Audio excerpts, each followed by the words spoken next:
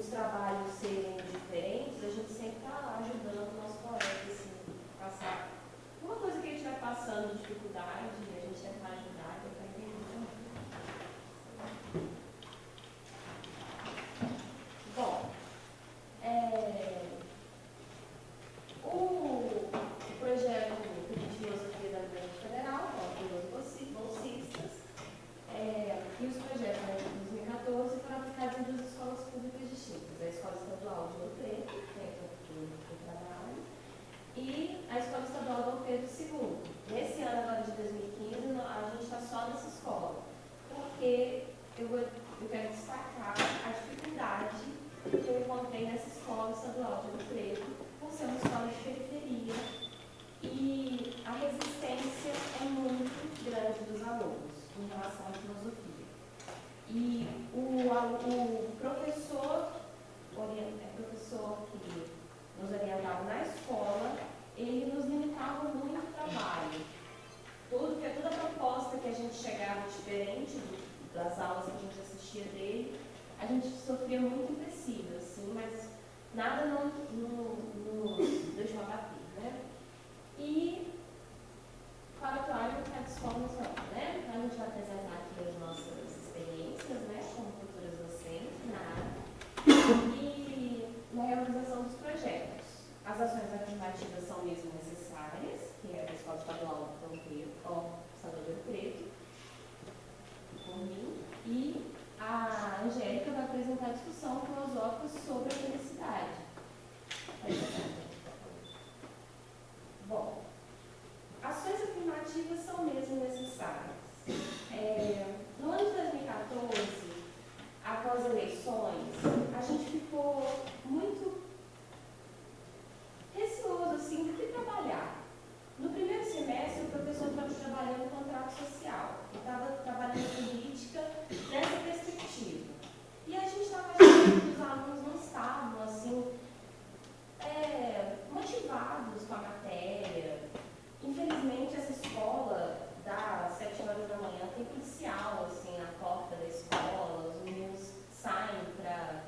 Não sei o que eles fazem, mas o diretor vai obrigar eles a entrarem em sala de aula. E a gente lá, né, tentando dar uma aula. Então, eles entravam assim, no meio da aula, não queriam ler os textos e tal. Mas a gente precisa pensar na realidade deles, algo que faça eles enxergarem a filosofia com outros olhos.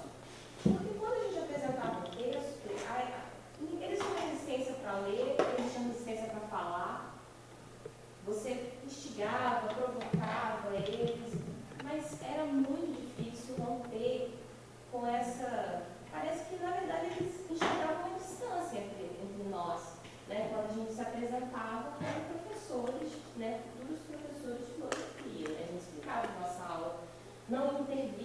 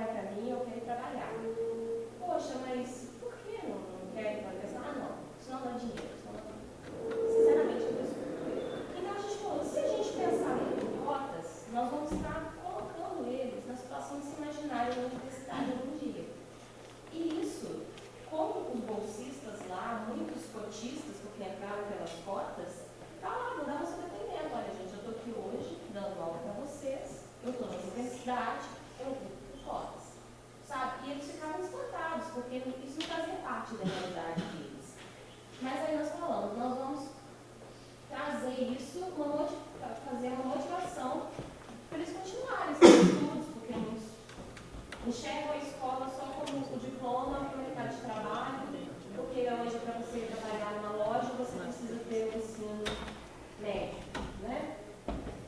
E também mostrar que isso é uma mobilidade social, que também você estudando, você vai poder conseguir, né, se você está numa situação em que você precisa de um emprego, né, para melhorar a sua vida social, por que não? Não pela universidade, pela continuidade dos estudos.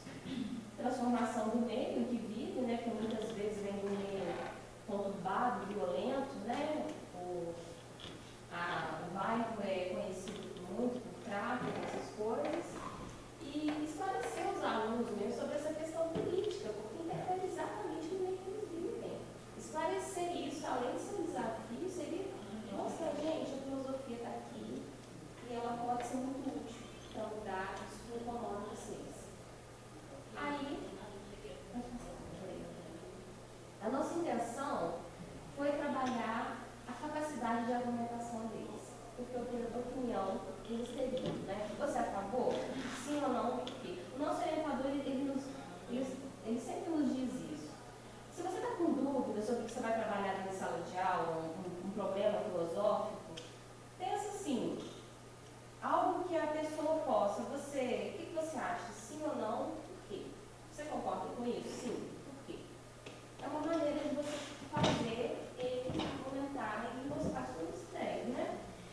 E a gente, por experiência passada, assim, com atividades lúdicas, a gente decidiu usar o método tradicional da aula expositiva e elaboração de texto. Nós optamos pela a filosofia do John Rawls, né, uma teoria da justiça, e do Nozick, né, anarquista e utopia, identificando a divergência entre esses autores. Um parênteses aqui sobre o Rawls, porque quando ele escreve uma teoria da justiça, ele está observando, né, o meio em que ele está, e é a primeira vez que surge a palavra ações afirmativas. Né? Ele pensa a questão do negro, que surgiu com a questão da cota, né? Porque nos anos 70 os negros sofriam um preconceito assim. Era lei. Pela lei você poderia ter lá um vendedor para negro e outro para branco. No ônibus eles não sentavam no mesmo lugar. E o Rawls, vendo aquilo, ele escreve uma teoria da justiça e também pensa num estado, numa sociedade mais justa, ele aborda a questão das cotas, né? No caso das ações afirmativas. E o Nozick, quando ele lê, né, o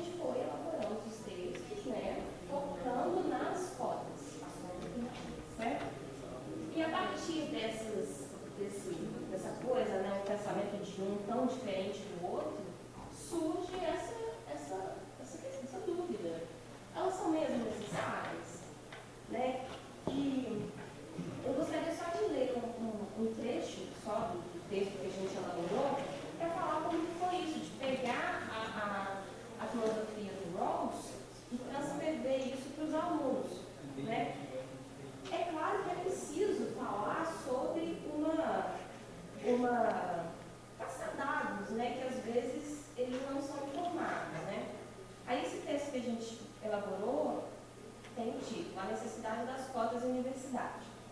Também chamada de ação afirmativa, as cotas são uma forma de reservar vagas para determinados grupos. O sistema de cotas foi criado para dar acesso a negros, índios, deficientes, estudantes de escola pública e de baixa renda em universidades, concursos públicos e mercado de trabalho. A política das cotas nas universidades é o melhor exemplo desse sistema no Brasil. As medidas de cotas raciais e cotas sociais implantadas pelo governo ajudam ao acesso de certos grupos na concorrência com o resto da população. É um caminho visto por alguns como a redução da exclusão e visto por outros como uma segunda forma de discriminação. Aí mais um pouco adiante no texto, eu falo que a defesa do Rawls para as cotas é exatamente igualar as classes sociais através dessas ajudas do Estado, né? Que seria constituir as riquezas de forma igual. Quando houver alguma desigualdade, a gente retira dos mais ricos para os mais pobres e assim igualamos a situação. Nós podemos questionar, né, que que entra logo nessa questão. Mas seria justo tirar de alguém que trabalhou tanto por aquilo para passar para os menos favorecidos? O Rawls vai dizer que quando a gente está fazendo isso, a gente está dando a possibilidade de ampliar os horizontes daqueles que não têm condições, não têm condições. E o que acontece? Ele fala de uma coisa que ele chama de loteria do nascimento. Que é o seguinte: você não escolhe aonde você vai nascer. Então, a sociedade, para ela ser mais justa, ela tem que colocar aquela pessoa que não teve não nasceu numa classe social elevada, em pé de igualdade com aquele que teve a vida toda encaminhada para a universidade. E aí, essa coisa da loteria do nascimento seria corrigida dessa forma. Você retira daquele que tem um pouco, né, um pouco mais, e essa pessoa, ela estaria doando essa parte, né, para aquele que tem menos, mas com a consciência dessa ampliação do horizonte, né, de uma forma de ajuda, mas é o Estado que tem que fazer a intervenção. O Estado deve ser responsável por regular isso, para que isso aconteça, segundo o Rawls. E a gente foi colocando isso no texto e explicando para os alunos, sabe, ao mesmo tempo dando exemplos. Porque, por exemplo, tem pessoas que não têm condições, né? Às vezes a gente estuda em escola pública e sabe que não tem como, mas ao mesmo tempo existem pessoas que se sacrificam para colocar os filhos na educação privada como investimento, né? Eles veem a educação como investimento. E os alunos o tempo todo ficavam assim, a gente conseguiu instigar eles nisso, porque mesmo eles não encarando a educação como investimento, como algo, uma fonte de renda, a gente estava conseguindo pessoas que ficaram nessa forma e que futuramente vocês podem vir a enxergar dessa forma também. Aí, terminando o texto do Rawls, a gente concluiu dessa forma, né? Que o Rawls seria a favor das cotas, pois ao compreender e aplicar os princípios de justiça que determinam a igualdade entre os indivíduos, ele coloca o Estado e suas instituições em importante papel de distribuição igualitária. Nesse sentido, a proposta da teoria da justiça de Rawls é convincente, observando sob o ponto de vista para obtermos uma sociedade mais equilibrada, né? Porque as cotas seriam exatamente uma medida coletiva, né? Para que aquele cotista que precisou entrar na universidade dessa maneira, ele vai ter uma mobilidade social, futuramente o filho dele não vai precisar ser um cotista, né? E a gente falava assim, os alunos, né, perguntavam, mas na segunda aula que me surpreendeu mais, que foi, você pode a questão, né, do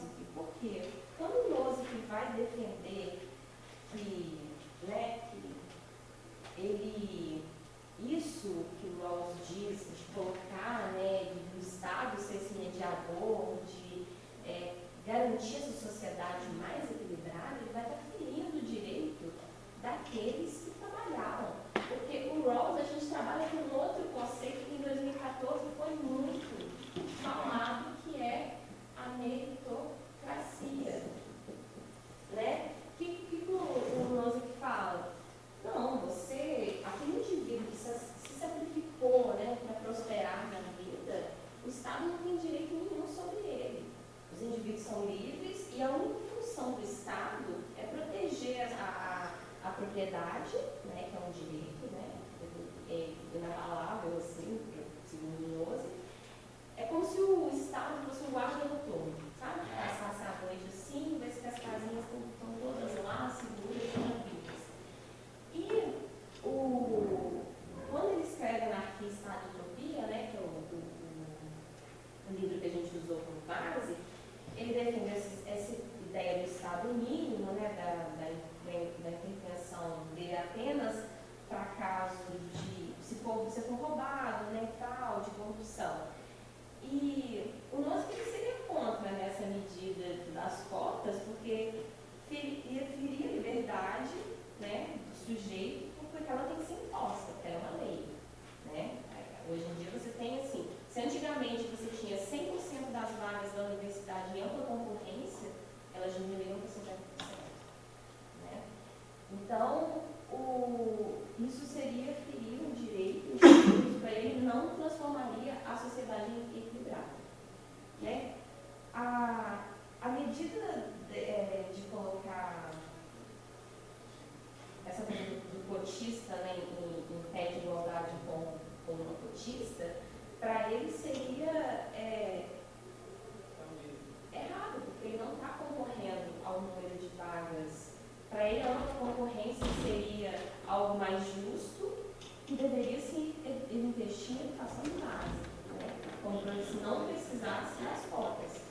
Só que, se a gente for pensar no nosso momento nacional, não seria tão viável. A gente sabe que a educação de base não investe em educação de base que a gente tem hoje. Então, os alunos não. Parece que eles foram gostando assim, da argumentação do Nozick, né, falando. Tem uma parte do texto que eu levei que eles discutiram muito, né, que essa lei das cotas, ela fere o direito daqueles que procuram dar a seus filhos uma melhor educação, mantendo-se com seu esforço e trabalho na escola particular devido às péssimas condições de escola pública. Há famílias que não possuem condições para manter seus filhos em universidade privada, mas as outras que com poucos recursos, né, esses casos não terão benefícios da lei de cotas. Porque o que acontece? O que os alunos nos indagaram? Por que a gente tem que pagar a universidade, então? Por que nós que saímos daqui, a gente não vai para a federal, a gente vai para uma que tem que pagar? Né? Por quê? Porque as cotas, elas tiram 50% da chance, e agora eu antes tinha 100%. Aí você fala assim, vamos olhar a sala de aula. Metade dos alunos negros, a classe social baixa, né? Os pais trabalham em mineradoras, contra as cotas. Ele não se considera negros. A falta da identidade. O problema da identidade, a questão do imediatismo da escola, a escola é vista como algo assim, ponte para o mercado de trabalho. Eu não me considero negro e as cotas existem para ajudar os que precisam muito. E os que precisam muito são vistos como coitadinhos. E eu não quero ser um coitadinho, não preciso de cotas. É chocante, né? Eu fiz assim. Mas a gente pôde, apesar de ser chocante, além de uma opinião particular, eu pude perceber o que da filosofia se pode tirar? A renovação. A mudança antes, né, de como eles foram organizando o raciocínio. Eu sou contra por causa disso e disso. Nós tivemos um debate no final. E eles ficaram assim, o tempo todo, falando de forma tranquila, organizando as palavras e exemplos. Exemplos o tempo todo, sabe? Porque as cotas, eu faço um número, uma pontuação abaixo, e eu não sou cotista e eu passo. Quer dizer, eu sou cotista e eu passo. Uma pessoa que faz uma pontuação maior e não é cotista, não passa.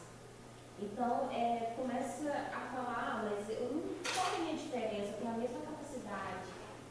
Então, eles começavam, né, a julgar pontos e dúvidas que rendiam discussões, que rendiam rendiam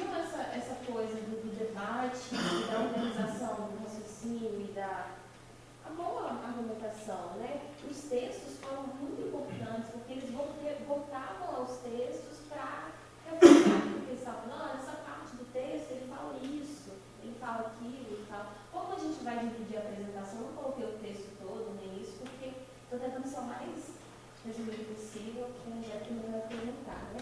Pode passar. Aí, A gente está quase terminando, tem que subir. sério?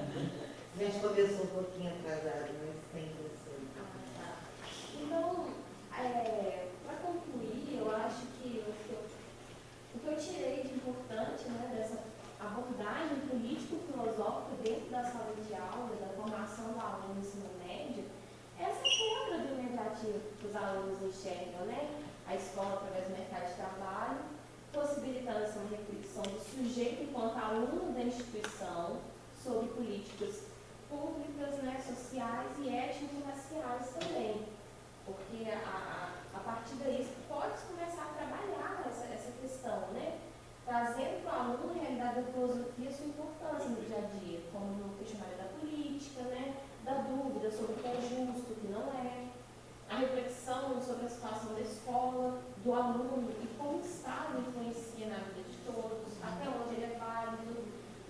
Bom, o trabalho que a gente iniciou lá, né, pode ajudar a vivenciar essas dificuldades da escola pública, né, e pode também oferecer uma experiência docente, né, de contato com as atividades escolares, como a escola é organizada, e principalmente a função do professor de filosofia, né, porque quando você tem um choque durante a aula, você pensa qual é a sua função de professor de filosofia, o que você pode mudar, o que não, o que você consegue, né? E principalmente os obstáculos, né? Essa coisa de cativar o aluno, eu tive muita dificuldade nessa coisa de cativar, né? De trazer eles para a filosofia em si, né? Para ter essa troca de informação, que eu acho que a gente aprende muito com eles também, se a gente não se colocar nessa coisa, não, eles não têm nada para dizer, tem muito e a gente aprende muito, mas eles precisam estar abertos a nós. Assim. Bom, obrigada por me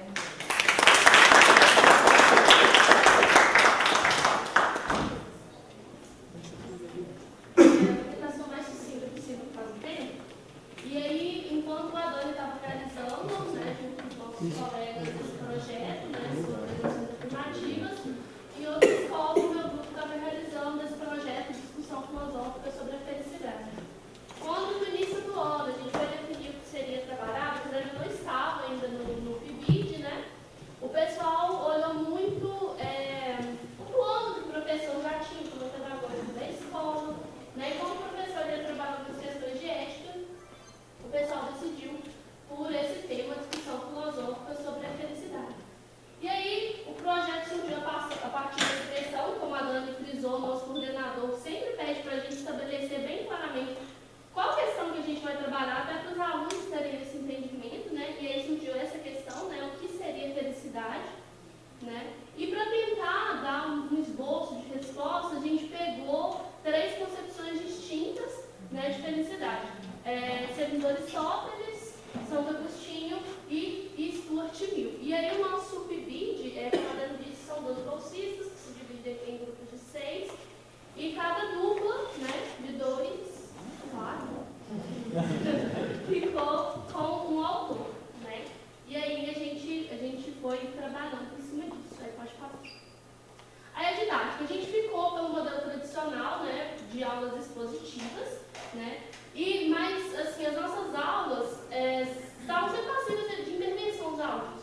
A gente sempre estava querendo chamar os alunos para dialogar com a gente. Então, a gente tentou colocar, assim, todo o contexto de vida deles, entendeu? Então, cada conceito que a gente colocava, eles vinham com um exemplo do cotidiano deles, né? A gente também, como o grupo da Dani, a gente disponibilizou material impresso para eles, com uma leitura um pouco mais facilitada, né?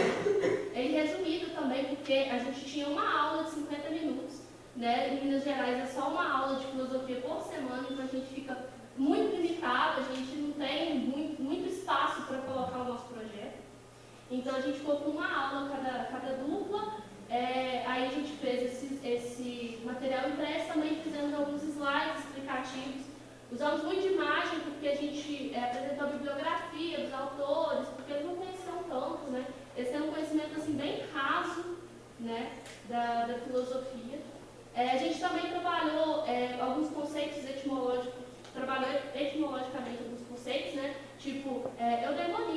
Beata Vita do Santo Agostinho, e outros que foram aparecendo durante as aulas, né? E como forma de avaliação, a gente sentou junto com o professor supervisor e elaborou uma prova com todo o conteúdo, como eles tinham material impresso, eles participaram muito da aula, a gente achou que cabia uma avaliação.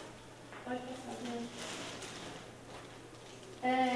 E aí, algumas imagens da nossa aula. As turmas, assim, são bem pequenas, né? Que são aulas à noite, então as turmas são bem pequenas, então deu ter um diálogo bacana.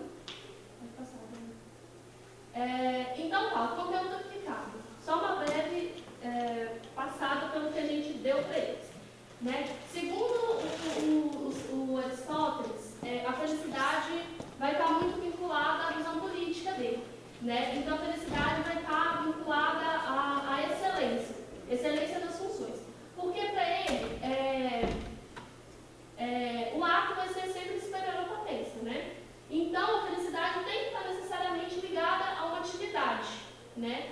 E essa atividade tem que estar vinculada à nossa faculdade mais perfeita, que é a inteligência. Né? Então, para ele, o termo que ele usa que mais se aproxima de felicidade é a eudaimonia. Né? Então, para ele, para que a gente chegue à felicidade, a gente tem que estar desenvolvendo uma atividade que nos aproxima da nossa inteligência. Né?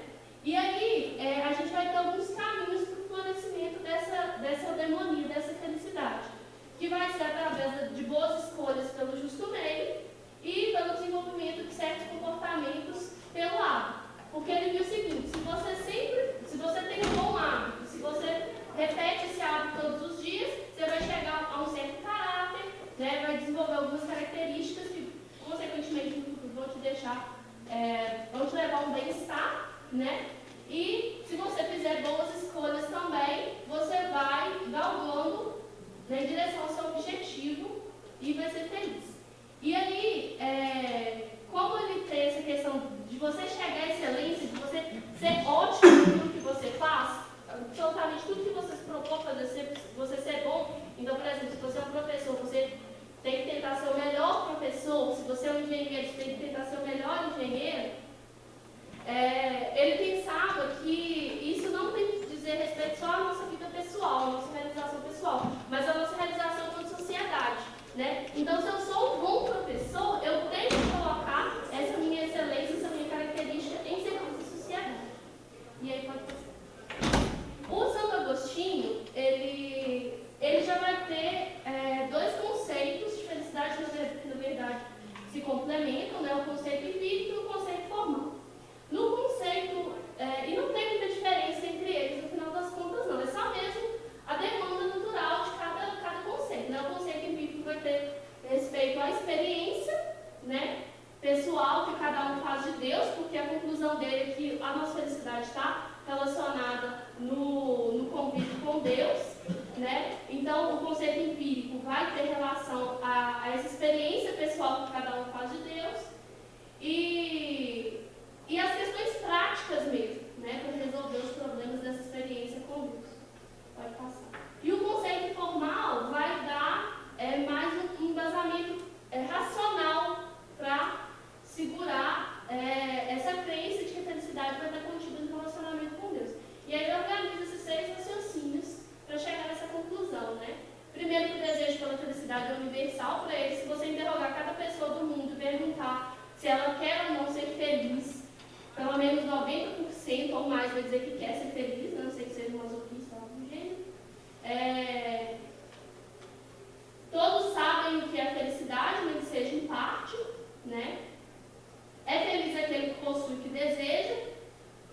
E já que a gente precisa ter o nosso objeto de desejo para ser feliz, a gente tem que desejar algo que seja permanente, algo que não termine. E para ele a única coisa que é permanente, que é imutável, que é atemporal, é o próprio Deus, né, a própria ideia de Deus. Então, para ele, para que a gente realmente seja feliz totalmente, a gente precisa estar em relacionamento com Deus. Né, que não tem como isso acontecer sem relacionamento com Deus. E o Stuart Mill, ele é um filósofo utilitarista, né, que vê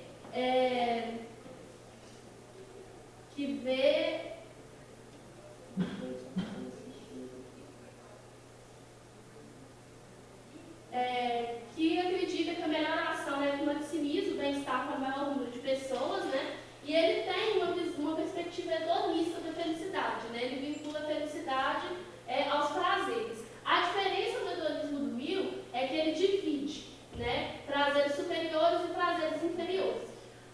Prazeres superiores seriam os prazeres que nos edificam nossa humanidade. Então, por exemplo, aprender a cozinhar, né? O aprender a tocar uma música, coisas que vão fazer a gente crescer enquanto pessoa, né? E os prazeres inferiores seriam prazeres mais relacionados aos nossos instintos, como comer, beber, fazer sexo, essas coisas. E para ele, tipo assim, ele não elimina um prazer em detrimento de outro, não.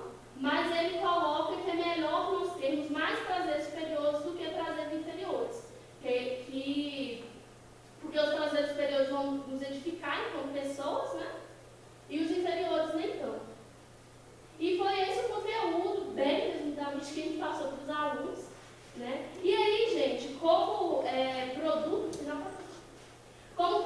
final, nós vimos assim, quando a gente foi construir o que a gente ia passar, a gente assim, queria muito ter um material diferenciado para dar para os alunos, para que eles se sentissem mais à vontade com as aulas, e a gente teve muita dificuldade.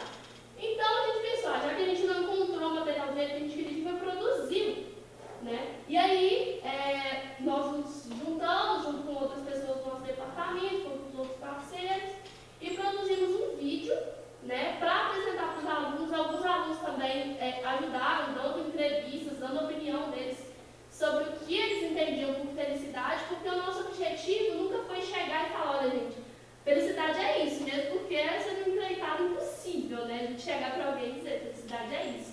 Então a gente expôs algumas concepções e no final a gente apresentou para eles esse vídeo unindo essas concepções junto com algumas outras opiniões. Aí a gente vai passar o vídeo para finalizar. É rapidinho?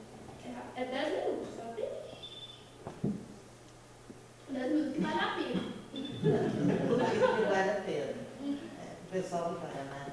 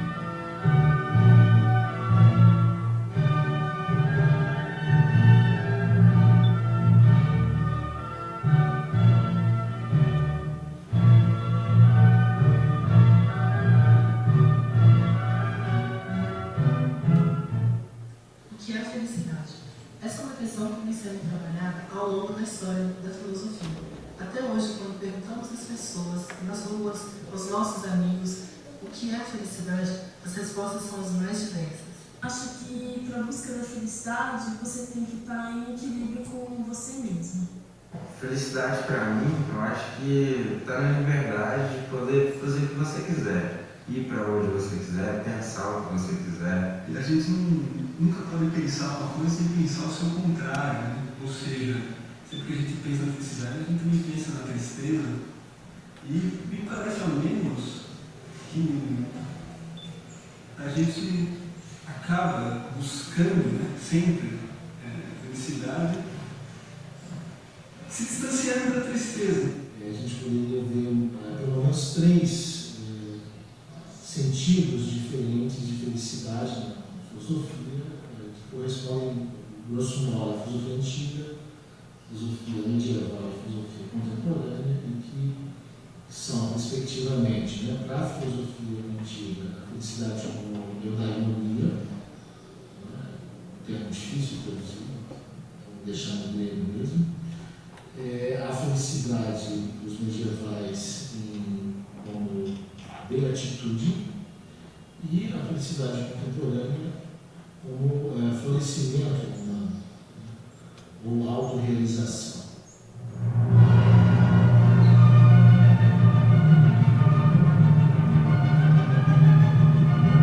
A felicidade, para os jovens, consistia em uma vida virtuosa. Esta vida virtuosa, segundo ele, levaria o homem a viver no justo meio. Por exemplo, o homem extremamente medroso perderia oportunidades, e o homem extremamente corajoso poderia arriscar sua vida em qualquer situação. Assim, Aristóteles disse que o homem feliz é aquele que vive uma vida excelente, tanto na sua vida diária, individual, quanto na sua vida social. Assim, ele seria bem realizado e por isso feliz. A felicidade é talvez a questão mais difícil, porque ela resume a própria vida do ser humano. Ela é o tema da poesia, é o tema das artes, de um modo geral, e é o tema da filosofia, é o grande tema da ética. Eu recordo Aristóteles, que pensa a felicidade como a realização de uma potência própria do homem. Ser feliz é realizar aquilo que é próprio do homem. E o que é próprio do homem? A vida em sociedade. O homem é um ser social, é um ser ativo e precisa realizar-se nessa sua condição para poder se sentir gratificado, se sentir realizado, satisfeito, feliz.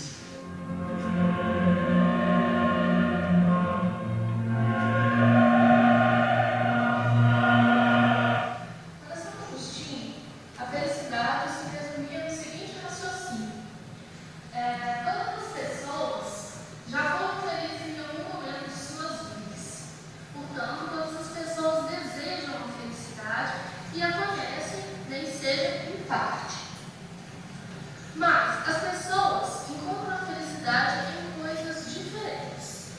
No entanto, é mais feliz aquele que possui o que deseja.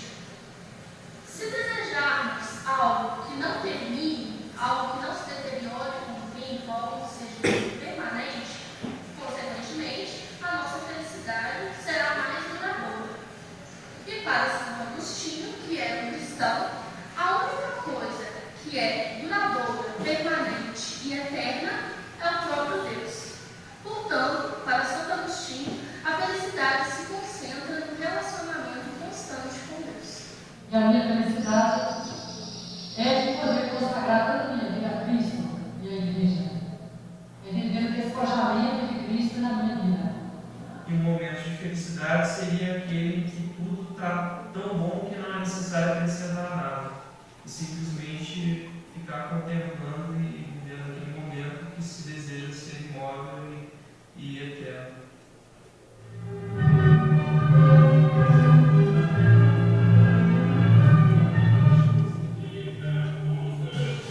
João Sturgill defende uma posição hedonista quando se trata da questão da felicidade. Para ele, uma vida feliz é uma vida repleta de prazeres e na ausência de sofrimento. O que importa para ele, o grande diferencial do hedonismo em comparação ao hedonismo clássico, é acreditar que o que vale é a qualidade do prazer e não a intensidade. Portanto, ele vai dividir os prazeres em duas categorias: os prazeres superiores e os prazeres inferiores. Para ele, os prazeres superiores são os prazeres ligados ao pensamento, enquanto os prazeres inferiores são os ligados ao corpo, às necessidades físicas. Você passa um momento com a sua família, com seus amigos, que é muito bom, e às vezes nas coisas, porque você pode ter um bom carro, uma boa casa, e simplesmente sentir felicidade nisso.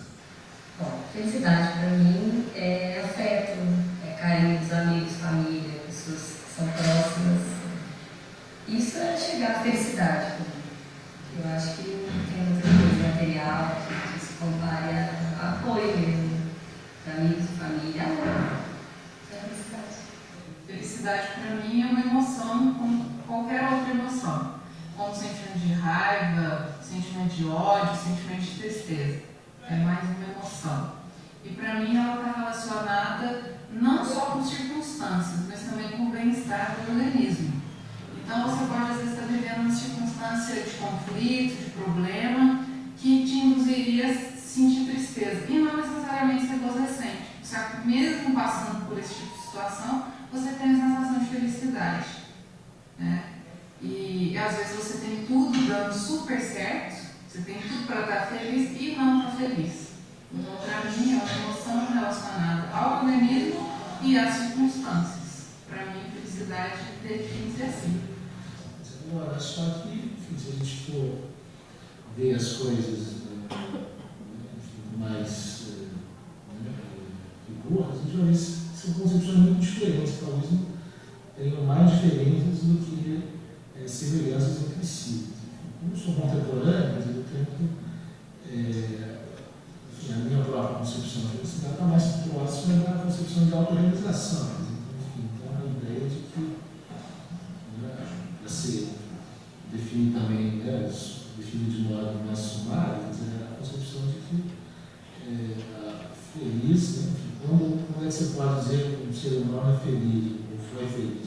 Quando ele foi capaz de realizar os seus planos de vida de uma maneira que trouxe prazer para si mesmo e para as pessoas mais próximas a ele, e quando também essa realização de planos de vida, de projetos, trouxe também prazer no sentido de adequação aos seus próprios ideais. Ser um objetivo ou um prazer, a felicidade está presente no nosso dia a dia e possui muitas definições. E para você, o que é a felicidade?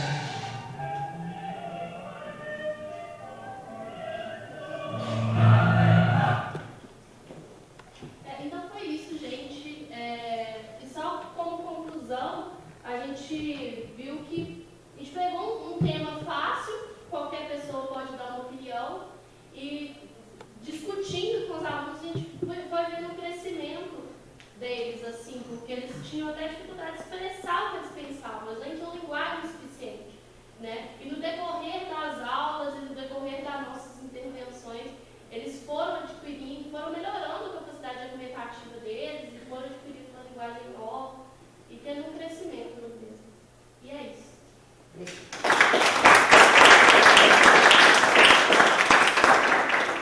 Só por uma questão de tempo, eu vou propor que a gente faça debate das duas apresentações. Não vai tratar muito